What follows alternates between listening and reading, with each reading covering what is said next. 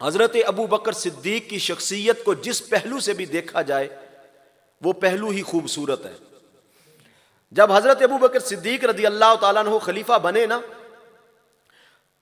تو مدینے کے اطراف میں ایک بوڑھی خاتون رہتی تھی جو نابینی تھی۔ تو حضرت ابو بکر صدیق رضی اللہ تعالیٰ عنہ کے خلیفہ بننے سے پہلے حضرت عمر فاروق رضی اللہ تعالیٰ عنہ اس کے گھر جاتے، اس کے گھر کا سارا کام کاج کرتے، اس کے گڑھے میں پانی بھرتے، اس کے لیے کھانے کا انتظام کرتے، آ جاتے۔ یہ حضرت عمر فاروق رضی اللہ تعالیٰ عنہ کا معمول تھا۔ تو جب حضرت ابو بکر صدیق رضی اللہ تعالیٰ عنہ خلیفہ بنے نا، تو حضرت عمر فاروق حسب معمول ایک دن اس مائی کی کچی کلی میں پہنچے تو دیکھا کہ اس کا کام پہلے ہی ہوا ہے۔ حضرت عمر کہنے لگے کہ یہ کون شخص ہے جو یہ کام کر گیا؟ دوسرے دن پھر آئے تو دوسرے دن پھر وہ کام۔ حضرت عمر فاروق تیسرے دن تفتیش کی نظر سے دیکھنے آئے کہ دیکھوں کون ہے وہ شخص جو مجھ سے بھی پہلے آ کے اس نابینا خاتون کا کام کر جاتا ہے۔ چھپ کے بیٹھ گئے، کیا دیکھتے ہیں؟ اللہ اکبر کبیرہ، خلیفۃ المسلمین حضرت ابو بکر صدیق رضی اللہ تعالی عنہ اس خاتون کا کام کرنے کے لیے آ رہے ہیں۔ کہہ رہے ہیں آج سے یہ میری ذمہ داری ہے کیونکہ میں ان لوگوں کا خلیفہ بن چکا ہوں۔ یہ جو ہمارے حکمران ہوتے ہیں نا، یہ قوم کے خادم ہوتے ہیں، مگر افسوس ہمارے ووٹوں سے یہ حکمران بنتے ہیں اور ہمیں یہ غلام سمجھ رہے ہوتے ہیں۔ ووٹ لیتے وقت یہ ہمارے ایسے ہوتے ہیں جیسے ان سے بڑا ہمارا نوکر ہی کوئی نہیں۔ جس وقت یہ جیت جاتے ہیں ان کی نظریں بدل جاتی ہیں اور یہ پھر قوم کو اپنا غلام سمجھنا شروع کر دے۔ اور اس میں ہمارا بھی بہت قصور ہے۔ اگر ہمارا قصور نہ ہو تو یہ لوگ کبھی بھی حکمران نہ بن۔ جیسے حکمران ہوں گے ویسی عوام، لوگوں کے نظریات، لوگوں کی ترجیحات تبدیل ہو جاتی حکمرانوں کی وجہ سے۔ حجاج بن یوسف کا آپ نے نام سنا نا؟ حجاج بن یوسف یہ بڑا ظالم انسان تھا، بڑے صحابہ کو اس نے شہید کیا، مسلمانوں کو شہید کیا، علماء کو شہید کیا، لوگوں کو بہت قتل کرتا تھا، بے جا قتل کرتا رہا۔ جب لوگ اس کے زمانے میں صبح اٹھتے نا تو اٹھتے ہی ایک دوسرے کو پوچھتے آج کتنے لوگ قتل ہوئے۔ ولید بن عبد الملک کا دور آیا تو یہ عمارتوں کا شوقین تھا، نہروں کی کھدائی کا شوقین تھا، درختوں کی افزائش کا بہت شوقین تھا۔ صبح صبح لوگ اٹھتے، نہروں کی کھدائی کی بات کرتے، درختوں کی باتیں کرتے، عمارتوں کی باتیں کرتے، کوٹھیوں کی باتیں کرتے، بنگلوں کی باتیں کرتے۔ اور جب سلمان بن عبد الملک کا زمانہ آیا تو سلمان بن عبد الملک جو تھا یہ موسیقی کا دل دادا تھا۔ جب صبح لوگ اٹھتے بیدار ہوتے تو وہ مختلف محفلوں کی باتیں کرتے، کیونکہ ان کا بادشاہ، ان کا خلیفہ یہ کام کرتا تھا اور ان کی ترجیحات اس طرف تبدیل ہو گئی۔ اس کے بعد حضرت عمر بن عبد العزیز آئے۔ آپ جانتے ہیں حضرت عمر بن عبد العزیز وہ ہیں جنہوں نے اس کائنات میں عدل قائم کیا۔ ان کے دور میں جب لوگ صبح اٹھتے تو ایک دوسرے کو پوچھتے آج تہجد میں تم نے کتنے نفل پڑھے، آج کتنا قرآن پڑھا ہے، آج رات کو کتنی استغفار کی ہے۔ ایک دوسرے سے قرآن مجید کی تلاوت کے بارے میں سوال کر، ذکر و فکر کے بارے میں سوال کر۔ اسی لیے کہا نا الناس علی دین ملوکہم، کہ لوگوں کا دین ان کے بادشاہوں کے دین پہ ہوتا ہے۔ جیسا بادشاہ ہوگا ویسے لوگ ہوں گے۔ حضرت عمر فاروق رضی اللہ تعالیٰ عنہ مسجد نبوی میں تشریف فرما تھے، سامنے حضرت عمر فاروق کے مال غنیمت کا ڈھیر لگا ہوا تھا اور زاروں قطار حضرت عمر رو رہے تھے۔ حضرت عمر فاروق سے حضرت مولا علی کہنے لگے اے عمر کیوں رو رہا ہے؟ کہ علی یہ دیکھ رہا ہے یہ مال غنیمت کا ڈھیر لگا ہوا ہے اور یہ ایران سے آیا ہے، اور پتہ ہے یہ کون لوگ لے کے آئے ہیں؟ یہ وہ لوگ لے کے آئے ہیں جو سوکھا گوشت کھاتے ہیں اور کھجوریں کھاتے ہیں، مگر مکمل لسٹ کے مطابق ایک سوئی بھی ادھر ادھر نہیں۔ حضرت مولا علی فرمانے لگے اے عمر اس میں رونے والی کیا بات ہے، تعجب والی کیا بات ہے؟ تم نہیں جانتے ان کے اوپر حکمران کون ہے؟ جانتے نہیں ہو ان کے اوپر حکمران حضرت عمر فاروق ہے۔ الناس علی دین ملوکہم، لوگوں کا دین ان کے بادشاہوں کے دین پہ ہوتا ہے۔ جیسا بادشاہ ہوگا ویسا لوگوں کا دین ہوگا، ویسی ترجیحات ہوں گی، ویسے خیالات ہوں گے، ویسے تصورات ہوں گے، ویسی ہی سوچ ہو جائے گی، تبدیل ہو جائے گی۔ بادشاہ کرپشن کریں گے، عوام بھی کرپشن کرے گی، بادشاہ لوٹ مار کریں گے، عوام بھی لوٹ مار کرے گی۔ لوٹ مار ہو نہیں رہی آج؟ بادشاہوں سے لے کے عوام تک دیکھ لیں، معمولی شخص جس کا جہاں تک داج چلتا ہے نا وہ لوٹنے کی کوشش کرتا ہے۔ یہ ہماری ترجیحات ہیں. جب ہمارے حکمران ٹھیک نہیں ہوں گے تو پھر ہماری ترجیحات یہی ہوں گی نا جی. آج دیکھیں ہمارا ساتھ کیا ہو رہا ہے یار, حالات دیکھیں نا کس طرف جا رہے ہیں.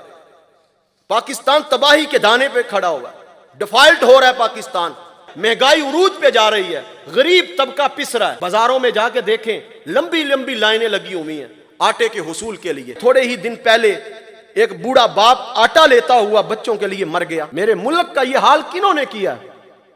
ان حکمرانوں نے کیا. ہم ایک کو دیکھتے ہیں یار چلو اس کو دیکھا, دوسرے کو دیکھتے ہیں یہ کیا کرتا ہے, جب اس کو دیکھتے ہیں وہ اس سے بڑا چور نکلتا ہے. کرسی کی لڑائی کر رہے ہیں, غریب کی کسی کو فکر نہیں ہے, غریب مر رہا ہے. یہ آٹے کی بات کرتے کرتے مجھے ایک بات یاد آ گئی. میرے آقا نبی رحمت صلی اللہ علیہ وسلم گزر رہے تھے, ایک دکان پہ تشریف لے گئے. حضور علیہ الصلوۃ والسلام نے وہاں سے اپنے لیے قمیض خریدی. حضور علیہ الصلوۃ والسلام نے قمیض پہنی. حضور نے قمیض پہن کے یوں ہی حضور باہر تشریف لائے.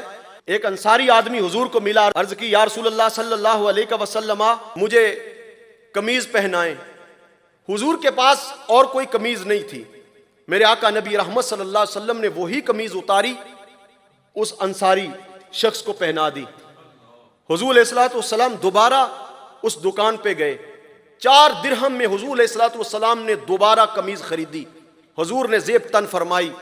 تو حضور علیہ الصلوۃ والسلام جو ہی باہر نکلے تو حضور کیا دیکھتے ہیں کہ ایک لونڈی باندھی رو رہی ہے زارو قطار. حضور علیہ الصلوۃ والسلام نے فرمایا کیوں رو رہی ہو؟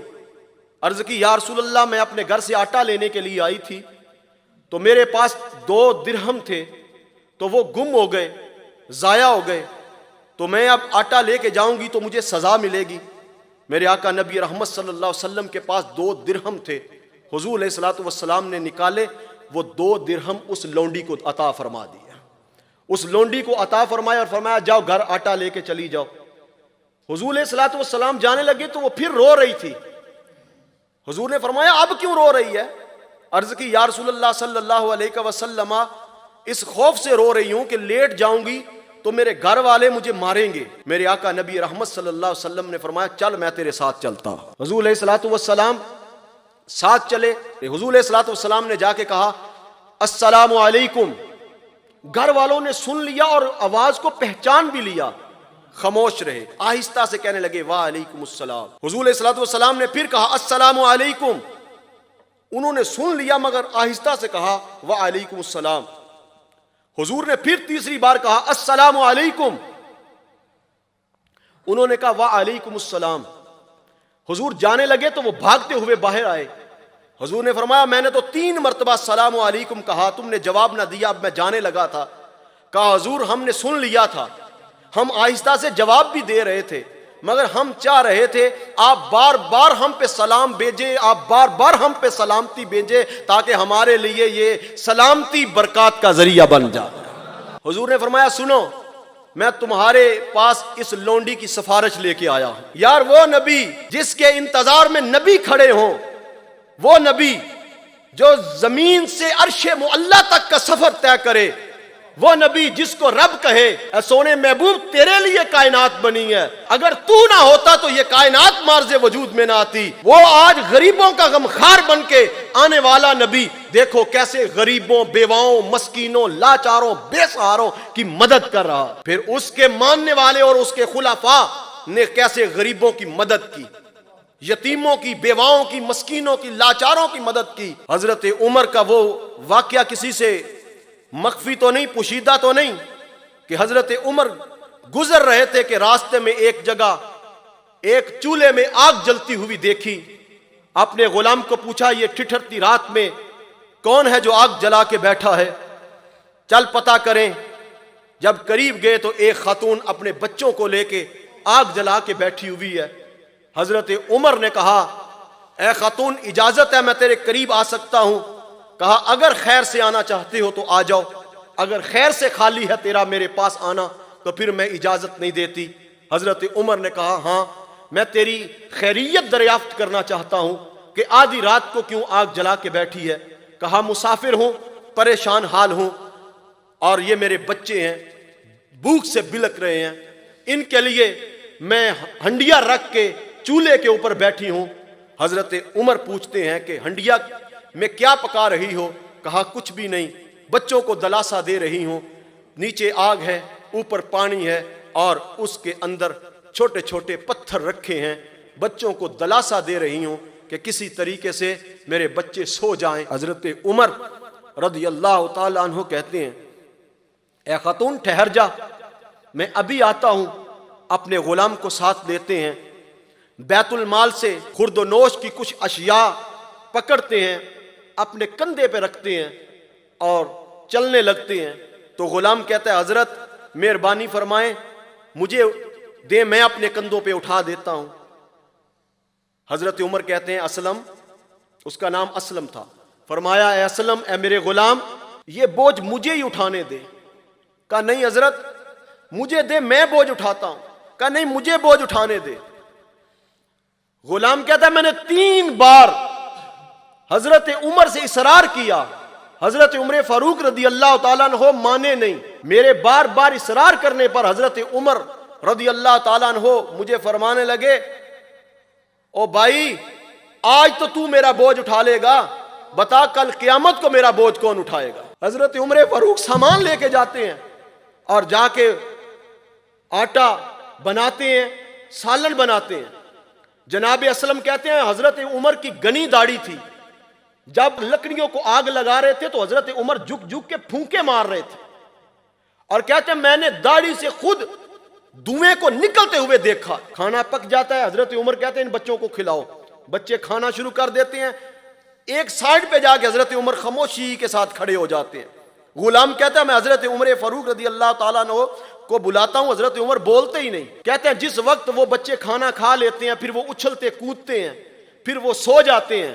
آرام سے جب ان کے سو جانے کے بعد ان کی آوازیں آنا بند ہو جاتی ہیں تو حضرت عمر کہتے ہیں کہ مجھے اب سکون آیا، چل گھر چلتے ہیں۔ حضرت عمر کو اس وقت سکون آتا ہے جب وہ بچے سو جاتے ہیں۔ یہ کیسے حکمرانوں کو نیند آ جاتی ہے؟ یہ کتنے مطمئن ہو کے ہمارے پاس دوبارہ 5 سالوں کے بعد ووٹ لینے کے لیے آ جاتے ہیں، اور ہم کتنے گھٹیا لوگ ہیں کہ ہم ان کے نعرے مار رہے ہیں۔ میرا کسی تحریک سے کوئی تعلق نہیں، کسی سیاسی پارٹی سے کوئی تعلق نہیں۔ اگر انصاف کی بات نہیں کرنی تو پھر انسان کو کوئی حق نہیں کہ وہ اس منصب پہ بیٹھے۔ انصاف کی یہی بات ہے، اور ہماری آواز تو کم از کم بلند ہونی چاہیے۔ اگر ہمارا ہاتھ ان کے گریبانوں تک نہیں پہنچ سکتا تو کم از کم ہماری آواز تو ان کے کانوں تک پہنچ سکتی ہے کہ نہیں پہنچ سکتی۔ اپنی آواز کو تو پہنچائیے، اپنا احتجاج تو ریکارڈ کروائیے، ان حکمرانوں کو غیرت تو دلوائیے، سوئی ہوئی قوم کو بیدار تو کیجئے، اس قوم کے غیور نوجوانوں کو تو کہیے اوے اٹھو، یہ تمہارا ملک ہے، کل کے اس قوم کے معمار تم ہو، سرمایہ تم ہو، کل کو تم نے اس قوم کی باغ دور سنبھالنی ہے۔